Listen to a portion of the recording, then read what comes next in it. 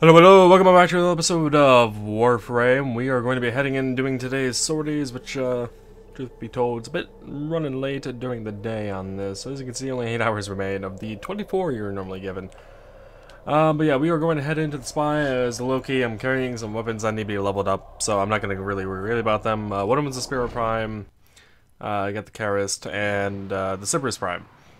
The Karist, by the way, is a dagger. A toxin-based dagger, which I think I've modded to do blast and corrosive, if I remember correctly. It's just one of those weapons on my list of things to form and get up there for damage and whatnot. It even has covert lethality on it, so if I can actually get an execution on one of these guys like this, I will actually be dealing bonus damage because of it. But I'm not really worried about killing enemies. I'm more worried about just getting in here and doing this stuff.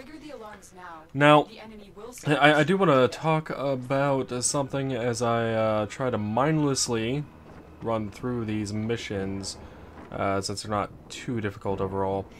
And that is Warframe itself. Like, I want to go over each weapon individually and do essentially a highlight video of each one, showing off what they can do and what what they're good for, stuff like that. And possibly a few builds. Now, doing that's going to take quite a bit of time because I need to research each weapon drastically and consider a few different builds and how to maybe interlink some of them for different playstyles, which means I am going to need to spend a lot of time on each weapon to really focus on that. Not to mention the frames. There are multiple ways to play frames and whatnot, and hopefully I'm able to do this, because I really want to go into what I've been wanting to do for quite some time now with Warframe. That's expand my videos instead of just being a normal Let's Play, which honestly at this point is kind of stale if you ask me, because like I have everything. I mean, I've played this game so much that doing what I'm doing like right now is just kind of mindless work, if you will. It's not challenging to me. So, yeah, I want to expand my my horizons a bit on Warframe videos, and that includes tips and tricks and spotlight videos on the weapons and frames and what have you. I don't know if I'll be able to make a video anytime soon on like courier locations, considering one of them actually got moved, and I have no idea where it got moved to, and I have to do some research onto that one. But stuff like that is what I'm interested in doing. Shit. Ah, damn you, camera. Whatever, we got it. It's good. We can leave. But yeah, that is my current plans for at the moment on Warframe. I really don't know how long it will take me to do each episode, and I'm going to start running up the scripts and looking into everything. And yeah, it's gonna be like my first series I actually write a script for and just read from the script and kind of record my voice and then have actual gameplay behind it. Because I can record gameplay pretty much whenever with the particular weapon and whatnot, and under different frames and what have you. So that's my intentions on that. Another thing I was thinking about doing is potentially doing a daily or a daily video on Warframe for the sortie missions. I don't know if you guys would be interested in seeing that, but maybe you guys can see how I have a few things set up and whatnot. Maybe you guys are having a bit of a challenge one day, and you want to see how it actually works out in the long run. You know, I would use Valkyrie Prime for this, but she is not level 30 for me yet, so I'm gonna use Zeneros and the Hirudo just to maintain my health up there. Yeah, would you guys actually be interested in watching a daily video of sorties only going on? Like, even if I've already completed it, I'll run through it again for recording purposes. I know a lot of games that have dailies in them, people end up recording, like Spelunker, or I'm sorry, Spelunky, has a daily thing that people do that can, you know, drastically change in how long it takes, but or hell, what are the games out there? Isaac has dailies, I know that. Stuff like that. People do. I don't know if you guys want to see one for Warframe. I'd be interested to know. Perhaps I should maybe look into other games besides Warframe. I don't know. Well, I'll probably always be playing Warframe for quite some time yet, because there's still, of course, always updates and whatnot coming on. So, alright. So this survival mission is gonna just be 10 minutes of me kind of derping with the Haruto. Look for personal life support modules dropped by fallen enemies.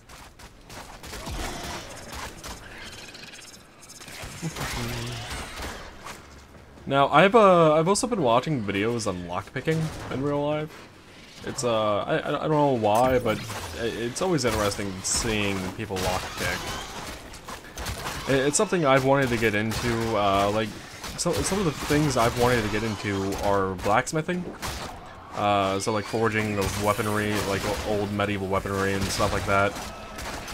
As well as lockpicking. Like those two things have been kind of what I've been wanting to do, kind of like as hobbies for the longest time. And I'm thinking about maybe getting a few lockpicks at some point. I don't know, we'll see. And what have you to mess around with. And, I don't know, maybe I'll eventually record that, though no promises on that one. Yeah, those are just kind of like a few random bits and bobs that I really want to get into. I just don't have the money for the equipment because, hell, forging materials alone is expensive as shit, and I need a large area for that. It's not something one can do in a garage with a full-on forge, and now I'm talking proper forge, like melting down the metals yourself, casting them, stuff like that. That's not something one just puts into a garage, especially not in the middle of a city. So, yeah. That's probably going to be one of those things I just don't do probably ever, in all actuality, but something I would like to do, maybe in the long term. I don't know.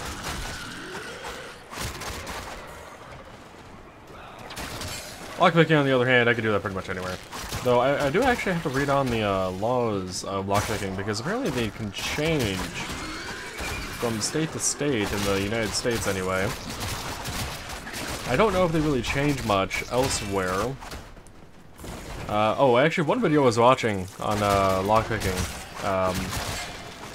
they actually went over a booklet that got released by a company in Australia, a free ebook that you can get, and apparently every single, I'm gonna call them states, but I don't think they're called states. Their territory, maybe? I don't know. But yeah, each one has a different laws on it, and there was apparently no one out there that actually put a book out on this before, so this company is the first one that did it. If you are interested in lockpicking, you probably heard of the person I've actually been watching a lot of the videos of, but if not, and you are interested in lockpicking and you want to find someone else online that actually does it, check out Bosnian Bill. And I'll try to remember to put a link down below in the video description to his YouTube channel, but if you look up Bosnian Bill, that's B-O-S-N-I-A-N, and then Bill, you should be able to find him just fine.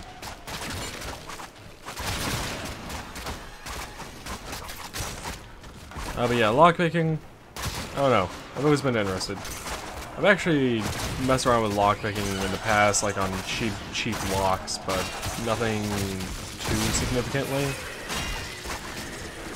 And I'm talking like cheap locks, like to where I could probably just pick it open with, well, with a paperclip, and that's pretty much what I had to use at the time, because I don't have any specialized tools.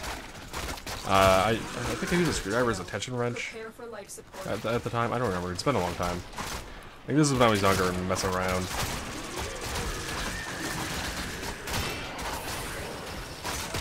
Yeah, lockpicking is just one of those weird, random things that I enjoy. Oh, maybe it's because it's a puzzle, essentially. Aren't all locks just puzzles that can be solved easily with a key? But if you don't have the key, it's just a puzzle that you can solve, right? Pretty sure. If you want to look at it that way, seems pretty accurate if you ask me.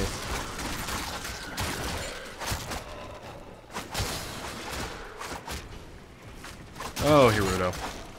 By the way, the Hirudo has a special function on it, and every time you crit with it, you gain some of the health back of the damage you dealt. So it's keeping me at full without having to worry about mini ray or anything from my carrier prime, or having to put down energy pads or try to get health orbs from these guys or anything like that. Hirudo is a wonderful, wonderful weapon. Especially when you set it up for crit. As you can see, like, it's destroying these guys pretty fast. Now, I mean, I'm at the 3.5 times multiplier, which is pretty high up there. But I'm two-shotting these level 73 guys with this weapon. With this melee weapon. A melee weapon I never thought about actually using, honestly. But when I was looking through weapons and I saw this had that effect, I'm like, oh, that actually seems really cool and good to use on, like, Enros. And Ancients, will you stop pulling me? God. And sure enough, it turns out the healing I can get from this is actually a lot better than normally his one. Simply because of how quickly I can hit enemies with it. And by the time I'm at this point where I'm at 3.5 times multiplier, I'm just able to get a crap ton of health back in one go. Especially when it's against the infestation, where there's just always hordes and hordes of enemies coming after you.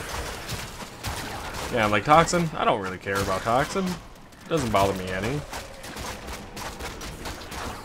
Another thing the Hirudo has, and you may see that on the top right, is the plus icon. It has, keeps going up to a 15-second timer. It actually increases your max health by 5% per stack of what your health would be at base rank 1. Now, Inaros is going to have the highest bonus to that, and I think Nidus would probably come in second. Other than that, I don't know what everyone else's base health is at level 1. Though I know a lot of the frames are at like 100 at level 1 for shield and health. But I gained an extra, like, I think 280 or so HP, maximum HP, off of the weapon when I have max stacks, and it actually helps a lot more than you may think. Like, it doesn't sound like a crap ton of HP, but when it comes to like level 80 Grineer, when I first tested that out on, I was able to take an extra 2-3 hits from one of the elite Lancers before that bonus health was, you know, taken away from me. As Zeneros, with my 4th all the way up like it is, it's actually a pretty significant change. I kind of wish it was 5% of your maximum health, but I understand why it's not now. Like 5% of my maximum health at this level, I don't know if vitality mods would be counted or anything, but I think it's around 1,200. Now 5% of that is 60 HP. Wait. No, I think my base health is actually higher than that, isn't it? We might have to check that out after we finish with the survival, see what the hell the base health is on Enros, because I actually don't remember.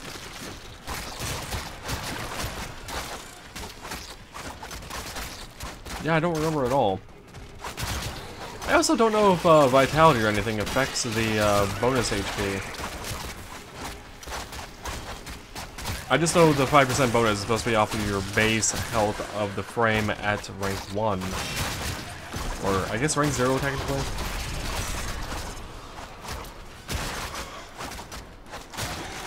Life support on the way. Stupid ancient.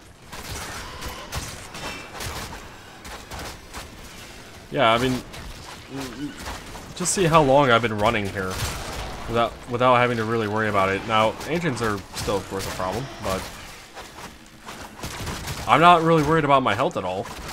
Like, I'm looking up there only because I'm talking about it and watching it just a bit, you know, see how it actually is acting. But my testing and whatnot, I'm not worried about it at all, by any means. The Hirudo just breaks Inaros in terms of being able to kill things. Like, it's kind of silly. I have not been able to test it against level 150 or 200 level guys, you know, like very, very late game enemies, but I can't imagine the amount of damage they would do to me to be much more in significance. Especially with how quickly I can do that. And if I ever was to get in trouble, I can blind them and then go up and execute them for health. So, I don't know. It's one of those things where it's just like, I don't know if there's really a need to worry about my health ever during combat in this. I will say that MOAs, for whatever reason, Corpus MOAs and Corpus Techs, when they're combined with each other, like I've had on a few sortie missions, when it's been against Corpus and like a survival, they still, for whatever reason, drain the shit out of Inaros' health so damn fast, it literally knocks you into next Sunday, kind of thing. Like, you don't come out until a week later. Like, they just hit you that hard, that fast. It's really stupid on how much damage those guys have behind them. But alright, that one's done. And, oh hey, it's Sparrow Prime max ranked. Cool. That must have happened the first time around and I didn't notice it. Okay. Cool, cool, cool. We'd be able to take a quick little glance at being able to form on that again. I think I needed to form this again, actually. Wait, did I? Was that and that I wanted on here? Uh-huh. Okay, so no, that was the last forma on the Sparrow Prime, which is fine. Because I think I have another weapon. No, I don't. I thought I had another weapon to level. Guess not. Oh well. I'm just going to equip the Ufona Prime for now. Oh, before we switch frames for the last mission, not abilities. Upgrade. Config B. What is your health at base level? Oh. What is your... what is your health at base level? 2200. Okay, so 5% of that would be 110 times 5 stacks. That'd be 550 HP bonus instead of what I'm getting of like 200. So that'd be a significant increase over what it's doing now for me for the Hirudo, but it's not. It'd be enough to take like another 5 or 6 hits, maybe 8 or 9, depending on the level, of course. From level 80 Grineer, so that would actually be a lot better overall if the Hirudo actually worked that way, and unfortunately it does not. So, oh well, what can you do? There is a prisoner here that is vital to our operations. Search for the holding location. We need to purge this place. Let's see about getting this. I think. This hostage and see what a reward is. We do have a ribbon mod that I got from yesterday's sorties that we could do probably next episode as I mess around here. And hello, Juggernaut. It will only attack when it senses high concentrations of infested blood. I don't know what the hell that is about. It's like I have adhesive feet or something. Like, for some reason, every once in a while, I just stop moving forward, and I don't understand it.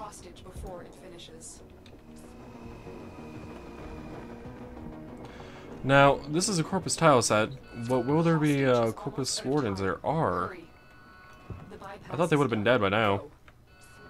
But, nope, they're holding out pretty well. Oh, that's another tips and tricks video I could record, is how to actually hack Corpus things effectively. Like, you may be able to pick up some of the tricks I've used to hack those effectively, but I haven't actually gone out and said exactly what I've been doing on those. And I feel like I might need a bit more time than what the game gives me to fully explain everything on what I'm doing, or maybe, I don't know, maybe I need to record it and then slow down that bit as I talk about it. Well, I'll say about that, but like that'd be part of the whole tips and tricks kind of videos I would want to do for Warframe. Alright, that's done. What do we get? 4,000 endo? Yeah, I'll take it. I need some endo.